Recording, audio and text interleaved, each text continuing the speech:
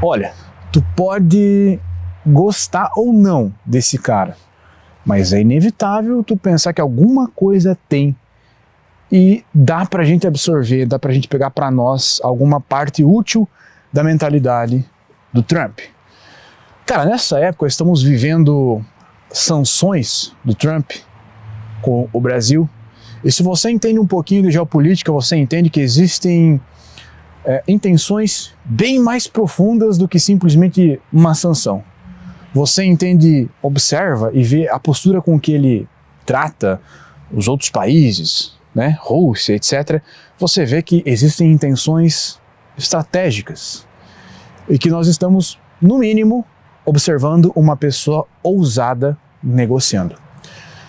Independente do que você pensa, de que lado você está, o que eu coloco na mesa aqui é o que esse cara poderia agregar na nossa vida.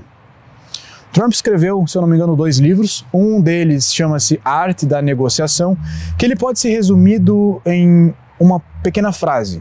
Quando você estiver negociando com uma pessoa, sempre faça a sua primeira proposta botando os 2 pés no peito, para que depois você tenha margem para a negociação. Esse é o resumo do livro, mas tem um outro livro que o Trump escreveu, chamado Nós Queremos que Você Fique Rico, de Donald Trump com Robert Kiyosaki, que é o mesmo autor do livro Pai Rico, Pai Pobre, tá? E esse livro, eu acabei de ler esse livro e resolvi trazer para você o resumo. Então interprete esse vídeo todo, tanto como o resumo desse livro, como se você quisesse ler o livro do Trump, mas não tem tempo, assista esse vídeo. Da mesma forma que se você quisesse absorver toda a mentalidade da parte estratégica e boa dele e embutir na sua mente como se fosse um prompt, assista esse vídeo. Então, a partir de agora, vamos a um pequeno resumo desta obra e da mentalidade deste homem. Deixa o Eico Pinito aqui, estou falando de Gramado, Rio Grande do Sul, num belo de um inverno. Primeiro, um pequeno contexto sobre este livro. Cara, esse livro é basicamente 2 bilionários, 2 dos caras mais ricos do mundo e que provavelmente mais entendem de gerar riqueza, se juntaram e colocaram em um livro todas as opiniões que eles têm em comum. Então as informações desse livro são, para mim, muito valiosas, né? Apesar de que é um livro topo de funil que a gente lê meio que passando o olho e já absorve rapidão o que está sendo dito. Agora, eu gostaria de dar um contexto do Trump, né? Quem é o cara? Quem é Trump? Além do presidente dos Estados Unidos. Então, Trump é um bilionário, né? Um investidor imobiliário e uma personalidade midiática. Ele sempre esteve na mídia, uma figura completamente controversa, né? Que ficou conhecido pelo seu estilo irreverente, o seu estilo direto e sempre polêmico. Então, o jeito polêmico do Trump, ele sempre existiu na mídia, nos anos 80, nos anos 90, ele sempre esteve na mídia, ele sempre foi um cara polêmico, direto e controverso. Então ele foi presidente dos Estados Unidos de 2017 a 2021 e agora está presidindo os Estados Unidos novamente. O Trump defende pautas nacionalistas e pró-americanas, deixando bem claro que o que importa é os Estados Unidos. E acho que é como um presidente deveria agir em qualquer situação, em qualquer país. Vale lembrar que antes da política, ele já tinha construído um império com hotéis, cassinos e marcas em seu nome. Então, o que resume ele é um bilionário polêmico. Logo no começo do livro, eles largam um ponto que eu concordo muito, tá? Eles, quando eu digo eles, eu estou falando do Trump e do outro autor, né? O sistema não foi feito para você ficar rico. Ele simplesmente não foi projetado para você ficar rico. Quem arquitetou o sistema? Cara, ele foi arquitetado ao longo dos anos, mas lá atrás, 1800 talvez, os barões do petróleo criaram leis, criaram o sistema escolar, de forma com que beneficiasse a eles, e a gente tem isso como verdade até hoje, ou seja, temos um sistema que meio que não favorece que você fique rico.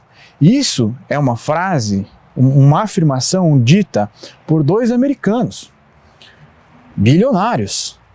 Ou seja, se eles têm essa percepção, imagina nós aqui no Brasil, a gente que vê a América como o país da prosperidade, Essa é a visão deles. O sistema lá também não foi feito para as pessoas ficarem ricas. Inclusive, eles mencionam muito o encolhimento da classe média, e eu já entro nesse ponto, que você vai ver e vai achar bem interessante. Eles mesmos afirmam, americanos, tá? Que o governo, que a escola, que treina para ser um empregado, afinal, né, não teria como ser diferente. As empresas precisam de empregados. As empresas, o capitalismo, o ecossistema como um todo, ele precisa de pessoas que pensam dentro da caixa. Se todo mundo pensasse fora da caixa, não precisaria ter caixas. As caixas são as empresas que movem o mundo. Então, é óbvio, isso é uma coisa óbvia, e meio que tem que ser assim, de escolas moldarem as pessoas para terem uma mentalidade de CLT, de empregado, de submissão. E nós que queremos viver uma vida um pouco mais livre, temos que se desbloquear dessa mentalidade, tá? Mas obviamente que nós não somos todo mundo. As pessoas que assistem esses vídeos aqui não são a massa, né? Nós estamos fora. E o método pelo qual essas pessoas são treinadas para ficar dentro da caixa é colocando na cabeça delas que elas não conseguem gerar riqueza. Quando elas entenderem que é possível gerar riqueza, elas simplesmente saem da caixa. E se muitas pessoas saem da caixa, nós temos uma forma de inflação de pessoas, de mão de obra intelectual, e é difícil que o capitalismo funcione, né? O governo não favorece, né, quem cria empregos, ou seja, o empresário, e ele protege quem busca estabilidade, ou seja, são pessoas, a pessoa que busca estabilidade, o CLT, o funcionário público, essa pessoa está prezando por estabilidade. O empresário, ele não está prezando por estabilidade, ele está prezando por riqueza. Riqueza, para você construir, você tem que já assumir no começo de que você está abrindo mão da estabilidade. Simples assim. Então, ou seja, o governo meio que protege essas pessoas. O CLT e quem busca estabilidade, mesmo que você discorde. Ou pelo menos a visão deles, eles estão afirmando isso, talvez na visão americana, né, de que o governo protege essas pessoas e ele desestimula as pessoas que buscam produzir riqueza, os empresários, aqueles caras que querem crescer. E aí eles citam e dedicam um bom tempo no livro falando sobre o desaparecimento da classe média, o encolhimento da classe média, ou seja, temos a classe alta, a classe média e a classe baixa. Tanto a classe alta quanto a classe baixa estão aumentando, ou seja, tem cada vez mais pobres e cada vez mais ricos. A pessoa da classe média, ou ela cai para cá, ou ela sobe para cá.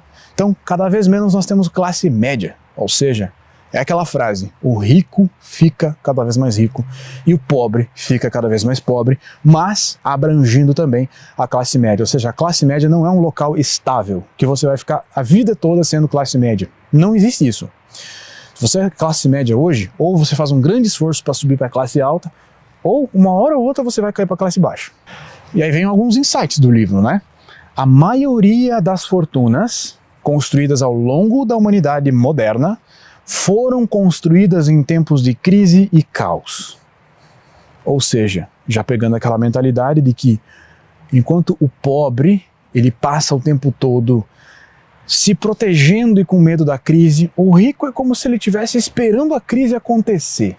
E veja bem, por mais que o Trump seja um investidor, e o Kiyosaki também, acredito que aqui não estejam falando de investimento, mas sim de abrir negócios.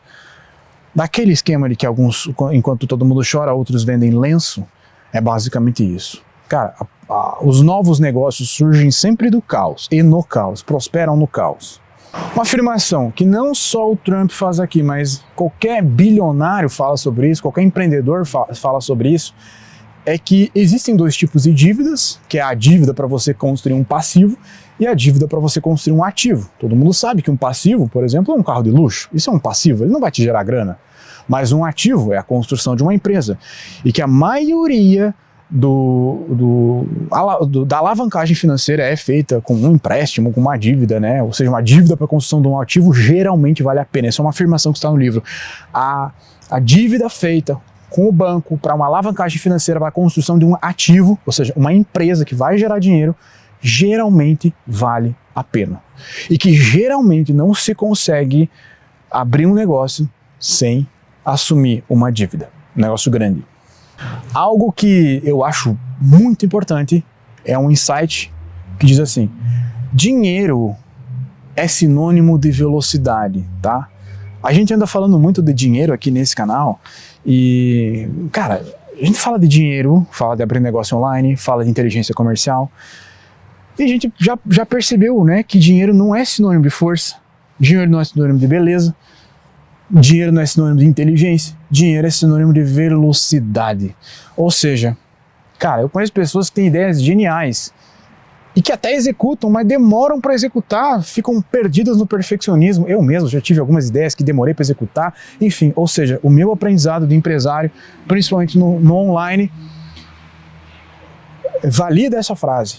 Dinheiro é sinônimo de velocidade. Você não basta você ter uma ideia boa, você ser bom, você ser bonito, você ser comunicativo, você precisa ter ação e rápida. Então é mais valioso você fazer as coisas rápido e errar do que você fazer perfeito, ser tudo certinho e demorar. Dinheiro é sinônimo de velocidade, ação rápida. Não é nem só ter ação, é ação rápida. Se você está vendo esse vídeo por um ponto de vista mais de aprender, não só de quero saber o que o Trump tem para me falar. Anota essa frase, essa expressão, velocidade de execução.